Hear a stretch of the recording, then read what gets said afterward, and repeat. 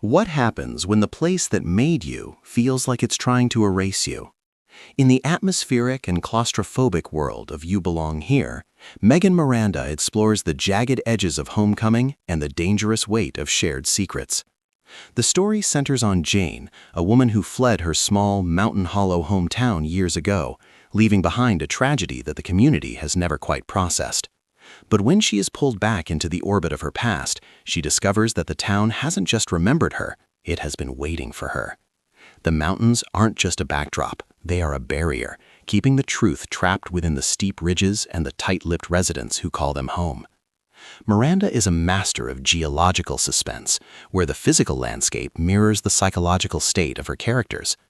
Jaine finds herself navigating a labyrinth of old friendships that have curdled into resentment and family ties that feel more like nooses.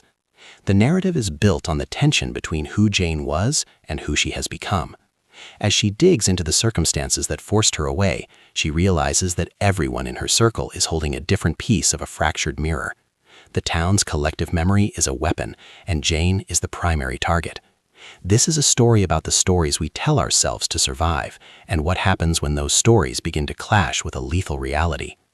The writing style is lyrical yet sharp, filled with the sensory details of the Appalachian wilderness, the smell of damp earth, the way the fog clings to the trees, and the oppressive silence of a forest that feels like it's listening. Miranda avoids the typical city girl in a small town tropes by focusing on the bone-deep familiarity Jaine has with the terrain. She knows the shortcuts, the hiding spots, and the local legends, but that knowledge makes her more vulnerable, not less.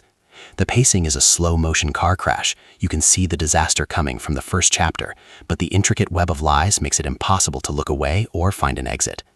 As the mystery deepens, the book shifts into a high-stakes psychological thriller.